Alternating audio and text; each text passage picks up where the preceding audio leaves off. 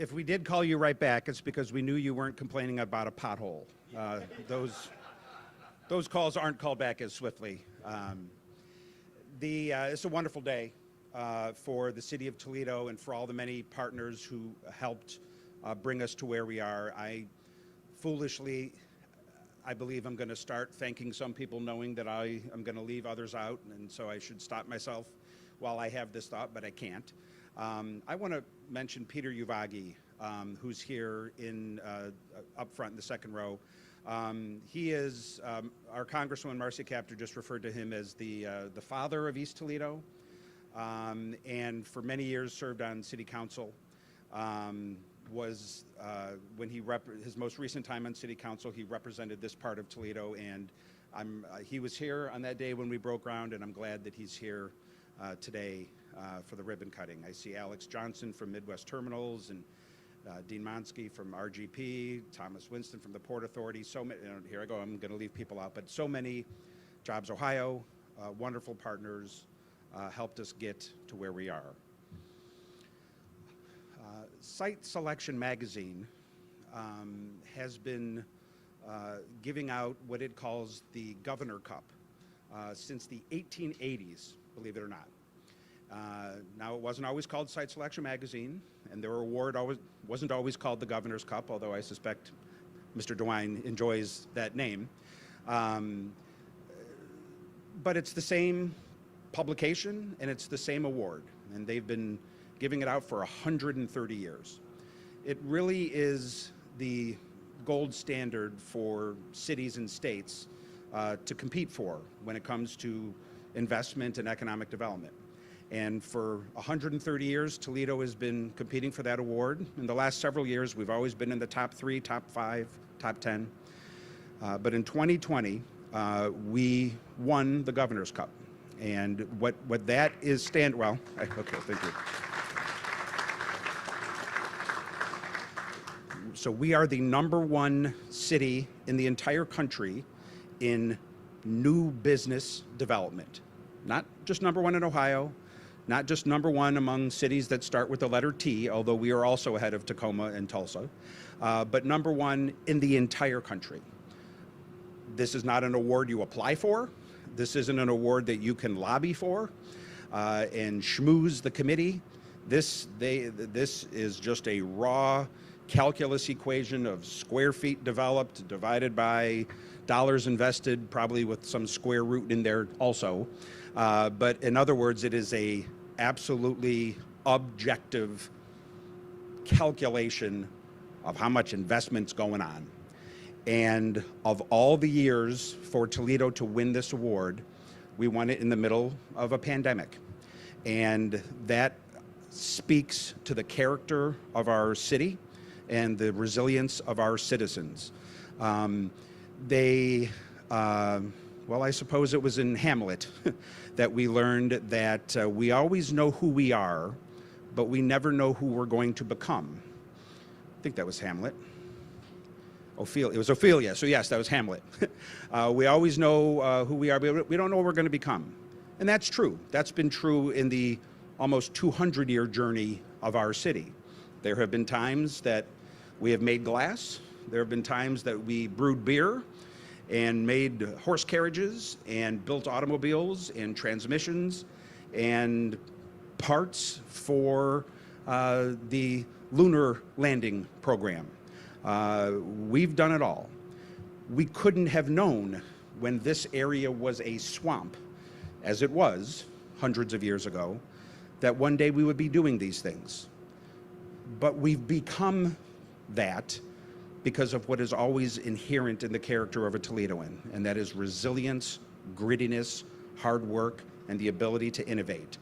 So today, we're celebrating the iron ore trade in some ways, and the commerce from the Upper Lakes down to our port, second largest on the Great Lakes, by the way. But at other times, we might be celebrating industries that involve coding, tech, light manufacturing, or anything. Toledoans can do everything, and we have over the years, and that is because of our character. I suppose If there's anything good about having been knocked down a number of times over the years, as we have been, as so many cities in this part of the country have been, if there's anything good about that, it's that you know how to get back up. You know how to pull yourself up off the canvas, dust yourself off, and fight back. And for 200 years, the city has been doing that.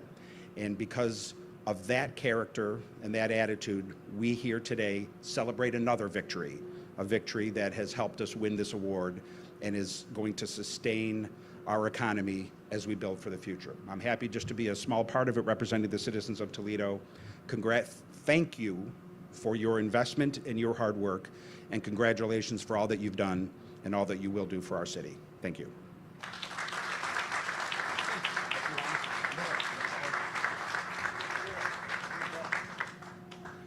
Thank you, Mayor Wade. It's much easier to say Mayor Wade, but our next speaker today is Congresswoman Marcy Kaptur. Congresswoman Kaptur is the representative for the 9th Congressional District and has been a fantastic supporter of our project from the very get-go. We've met with her a number of times in Cleveland about all things Ohio. Very happy to have you here again, Congresswoman.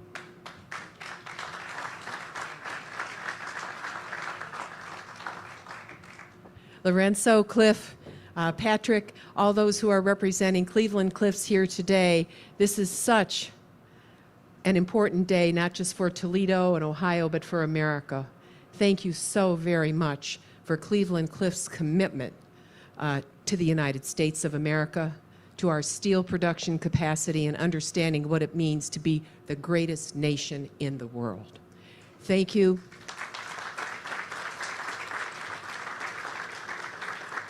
Thank you to representatives from our business development associations that are here. Thank you to our political community. I see Representative Sheehy sitting down here. There he is, right. Mike Sheehy as well. I wanted to acknowledge his great honorable work for many, many years. And also to those in the building trades and the construction companies that built this space launch. Thank you so very much. 490, how high? 494 feet high. I believe it's now the highest point. In the entire Great Lakes, both sides. There you go. Let's applaud ourselves for that.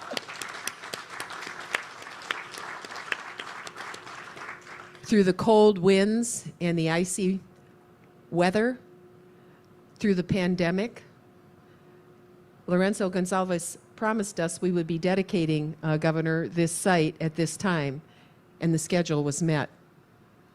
And I have to tell you, I drove up here sometimes in my car just to watch the building trades people working. And what an astounding group of people. And to do so without life being taken. For me, that is truly the greatest credit to those responsible for this investment in the future of this country. Thank you. Thank you for your workmanship. Thank you for the fearless days that you spent here. Most Americans could not do what you've done. And that is no small endowment. That is a huge endowment for our region, intergenerationally. I wanted to say for America, as we think about where the raw material comes on ships that arrive here through the Great Lakes, I have to say a word on behalf of President Joe Biden, if I could. He didn't ask me to say it, but I want to say it. I don't know any president that ended his campaign in Toledo, Ohio at the end of last year, and in the first 5 months of his presidency has now landed in Columbus, Ohio, and then Cleveland, Ohio a couple weeks ago.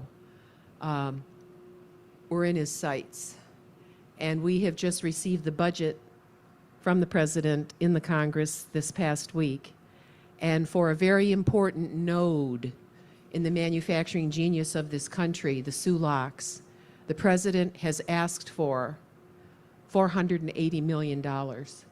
That is unbelievable. compared to what we've had to deal with in the past. And as someone who works closely on that issue, I can guarantee you there are going to be a lot of jobs associated with moving that particular project forward as the ore moves from the Iron Range in Minnesota through that constricted region of the locks now and down here to Toledo. It's a new day for the Great Lakes, I'm telling you. It's going to be just so exciting for us. So for all of you who have borne the lashes of an economy that hasn't worked, know that your lives have been spent in what is really important for this country.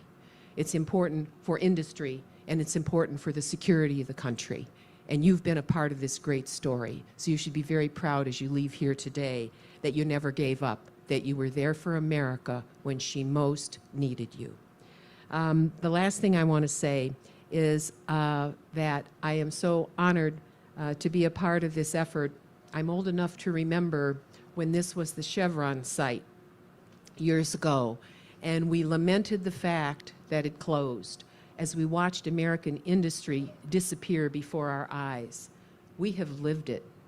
And those of you who have not moved away, or those of you who have come here because you've seen new opportunity, thank you for helping us retool America for the future.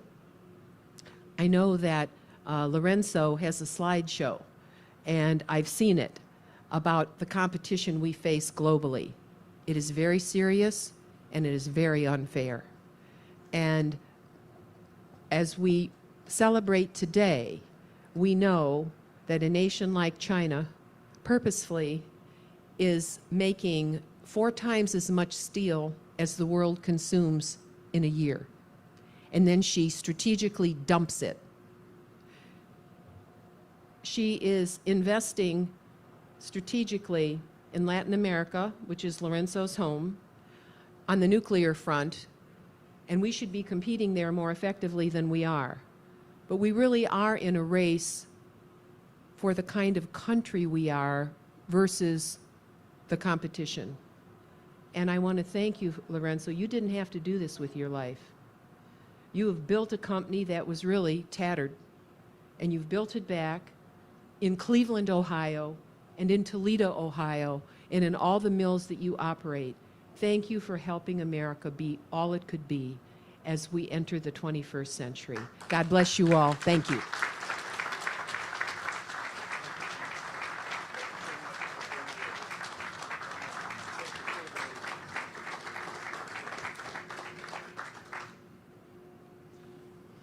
Two more of our allies were unable to join today. Senator Sherrod Brown has been a supporter of Cleveland Cliffs as well as our project, representing the state of Ohio since 2007. And we will have Erica Kraus read a letter from Senator Brown at this time.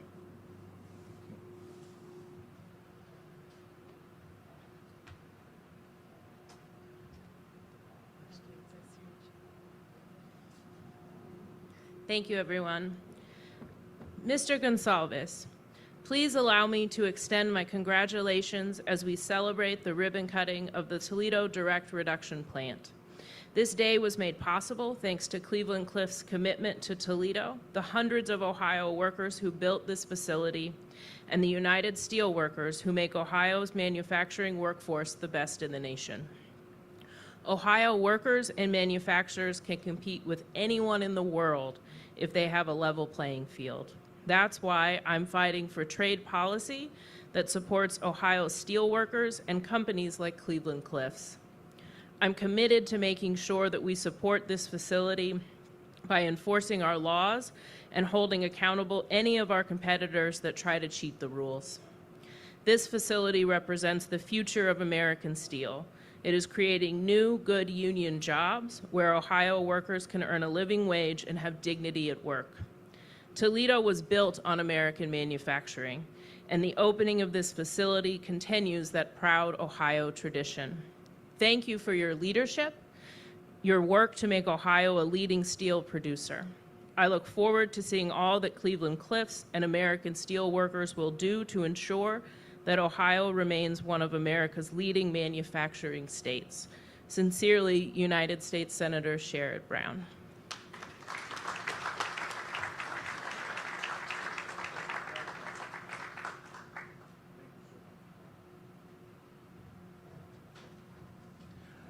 Rob Portman is our other sitting senator, and he is also in session. Today, Kayla Schreffler will read a letter from Senator Portman.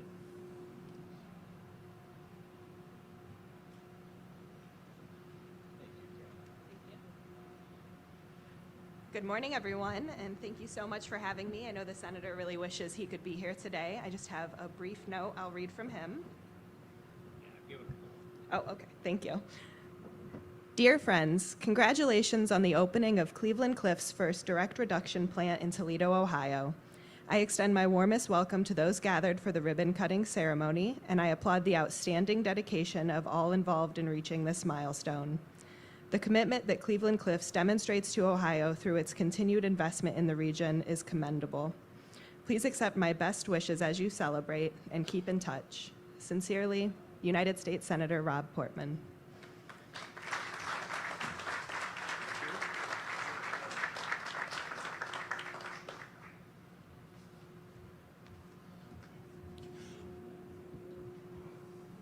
Just a hair taller. So, Governor DeWine has had a long, distinguished career representing the state of Ohio in a vast number of positions, whether Attorney General, prosecutor, senator, congressman, lieutenant governor, U.S. senator.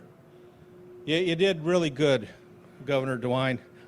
We're very happy to have you here supporting us today on our ribbon cutting ceremony. Cliff, thank you very much. This is an exciting and a great day for Toledo, a great day for Northwest Ohio, great day for Ohio, and great day really for this country. I want to say something about my friend Marcy Kaptur. Marcy and I came to the U.S. House of Representatives together. We are friends. No one has more passion, more understanding of Northwest Ohio than Marcy does. And she and I were just talking about it. She's still there. She's still battling on. And I told Marcy, my wife always says, I just can't keep a job. So that's my, different jobs, as Cliff said. But thank you, Marcy, for what you do. Wade, Mayor? Mayor and I have gotten to know each other real well in the last 15 months. And I'm going to say this, and I don't think anybody can dispute it. Mayor, I don't think in the history of Ohio there's ever been a mayor of Toledo and a governor of the state of Ohio that have talked more than you and I have. Literally. Mayor and I are on the phone sometimes 2 and 3 times a week, usually about the pandemic, but about other things as well. And I just appreciate that partnership and appreciate, Mayor, you very, very, very much and your passion for Toledo and your understanding of where the city needs to go. Appreciate it. Lorenzo, thank you. Thank you for your passion, what you care about.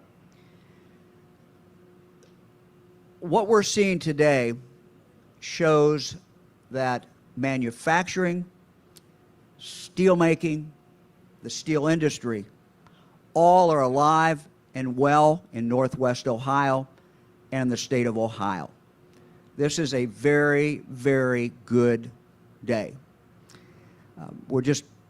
First time I met Cliff, first time I met Lorenzo, I was just so impressed by their passion, by their dedication, by their idea that we can do it. Not only can we do it in Ohio, do it in this country, but we can do it better, we can do it cleaner, and we can produce a better product. And our workers are the best in the world. He has that conviction. And it's that conviction and the reality of that that's got us here today.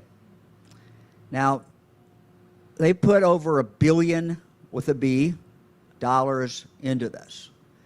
And Lorenzo said, well, we need a little help from the state. I said, you don't need $1 billion, right? So, but we committed, and we were in, and we remain in. And this has been a joint effort with the city, the state. It's all coming together today. Let me also say about the workers who built this. We're going to have the chance to look through here later on, take a little tour. Got a little mini tour early on. But what a magnificent project, done with no fatalities, done by American workers during a pandemic. I mean, just think about that. An absolutely phenomenal, phenomenal thing. Very, very, very proud about what these workers have done. Steel from here ultimately goes into our cars, goes into car parts, goes into steel-plated tanks for our national defense, and on and on. And we're making this right here in the state of Ohio. I get asked a lot after 15 months of the pandemic, what have we learned? And I think we learned a lot of things, but let me tell you one thing that was apparent to me very, very early. And that is, when it comes to defense, when it comes to national security, we have to make it here. We cannot be dependent on China. We cannot be dependent on Russia.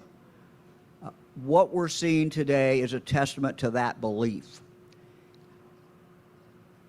The first thing we saw in the pandemic was supply chains torn to hell in regard to China. We saw and learned, to our dismay, that most of the personal protection equipment that was protecting our doctors and our nurses and people who work in nursing homes was made not in the United States, made in China, made in other countries.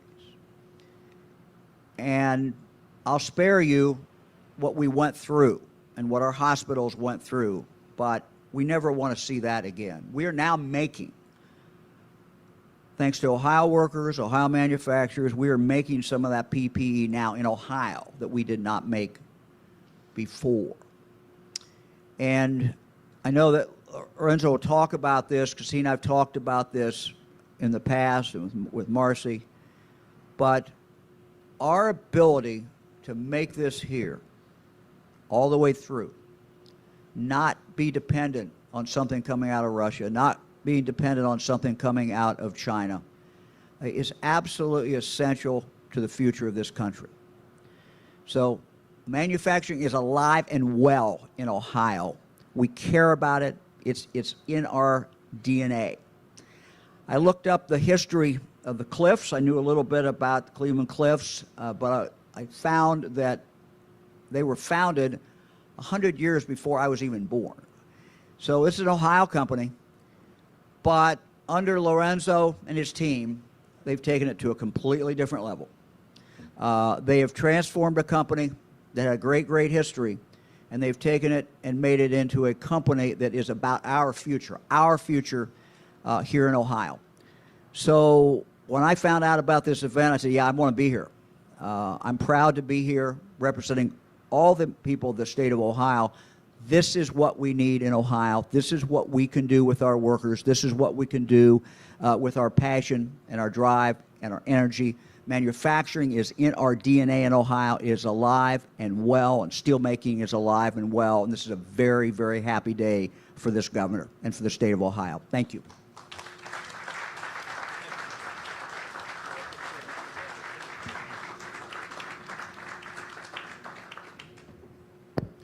All right, Lorenzo, our final speaker. I'll let you bring us home to our ribbon cutting.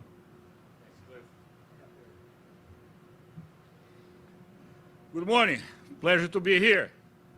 It's a very difficult act to follow from my great friends, Congresswoman Marcy Kaptur and my Governor Mike DeWine, as well as Mayor Wade. It's a great pleasure to be here with them. All three of them were here with me when we broke ground. And I'm so happy that they are here with me again to see a high-tech plant in operation.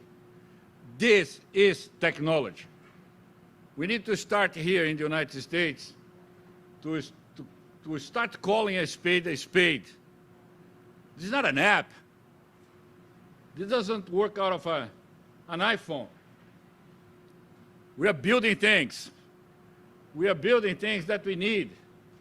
We are building things that made this country the envy of the world. That's what we were until 20, 25, 30 years ago. And we still am. We still are. We're still here. We are the envy of the world. And the ones that are denying that, they're denying for a reason. And they are following our playbook. What's China? Congresswoman Kaptur talked about China. Governor DeWine talks about China. I talk a lot about China. China is our copycat. China is building manufacturing, has already done manufacturing, following our playbook. China is building a middle class. That's our playbook. This is a country that was built around middle class. This is a country that was built around good wages. This is a country that was built around good paying middle class union jobs. That's what this country was about, is about, and will be about.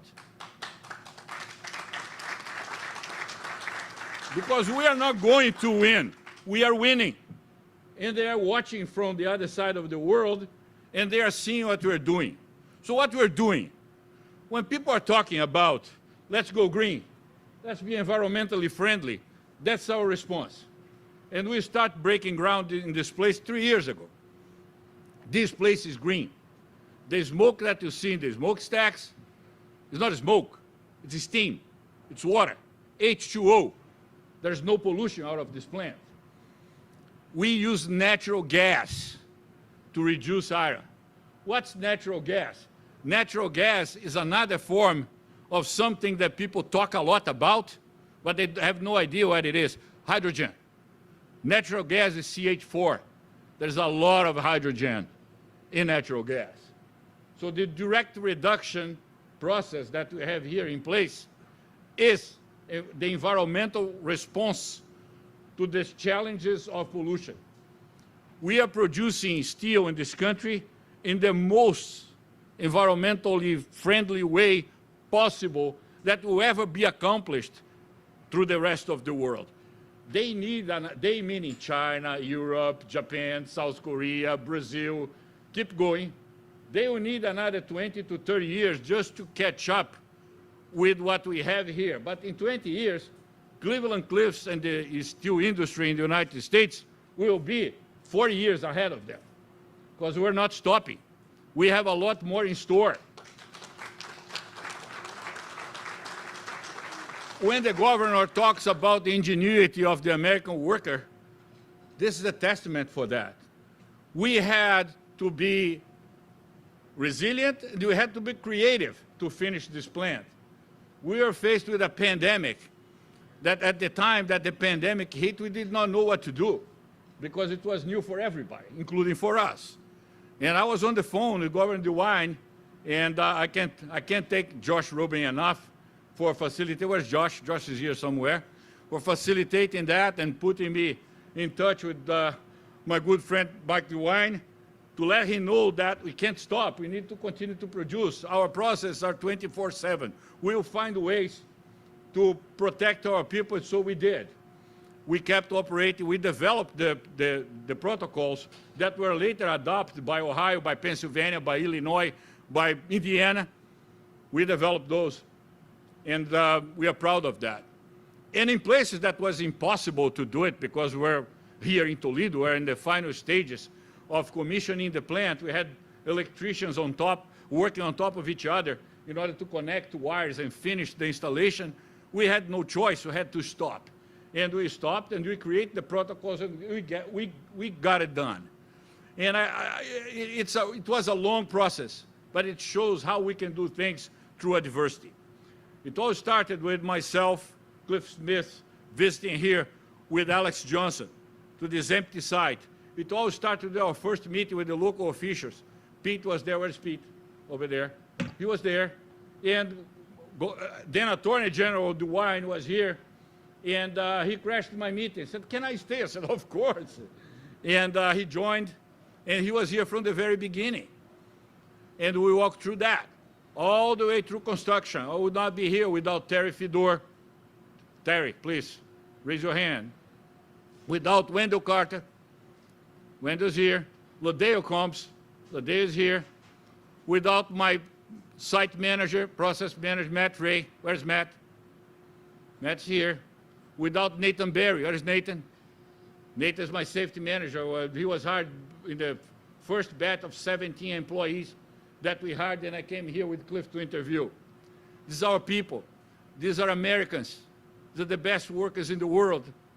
Work with real technology. Real technology. The technology that generates wealth, not to produce billionaires, but to produce middle-class people that can raise families, that can really cope against the adversities of life, can make kids go through school, make families have health care. They don't have to fight opioid crisis. That's the United States. Well, we need to bring back manufacturing. We need to bring back work. We need to bring back jobs, pay well, find our common ground. We have a lot more to agree upon than disagreements. Let's find the common way. We can put money behind good causes like this plant. We'll continue to do regardless. It will be a lot easier if we are, again, the United States of America. That's what we are. We are the envy of the world. That's the proof. Thank you so much.